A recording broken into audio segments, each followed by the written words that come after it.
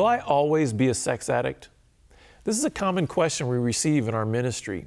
It's often born out of a sense of shame and the idea that certain addictions are permanently embedded into a person's character. Sexual addiction is one of those addictions that society often deems as untreatable and therefore should define a person for a lifetime. Think pedophilia. But God's grace isn't just for those with little sins. His grace extends beyond all sin. The difficulty in answering this question is that no one lives life perfectly, even in recovery.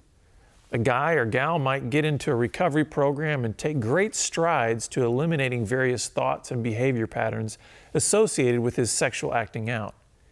Then, as is always the case, there are challenges that must be faced in this recovery process, not the least of which is taking on that first overwhelming temptation to act out. Not everyone wins that initial battle. But that doesn't mean they are tossed out of the ring.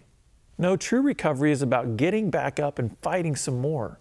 The real trouble I have with this question is that it misidentifies the person struggling with the addiction. It says they are a sex addict instead of saying they are a person struggling with sexual addiction. It might seem a small distinction, but it's huge in recognizing where the real battle lies. To identify a person only by the sinful behaviors they engage in is foolish and demeaning. Every human being is of limitless worth, made in the very image of God. This gives intrinsic value that overshadows behavior. Christ died for all. Therefore, all human beings are worth loving. When a person realizes God's unconditional love for them and accepts the free gift and forgiveness and life that is found in Christ, their identity is shaped around Jesus, not their behavior. The irony is that from this growing embrace of identity in Christ comes a lessening of acting out behaviors. Why?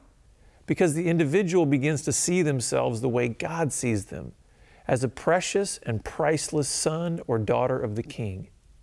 And a child of the King grows up to become more and more like his Father, pure and holy.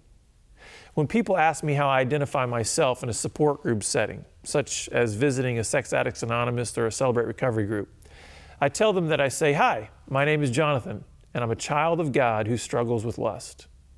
My identity is in my relationship to God. My weakness is in fighting my lust.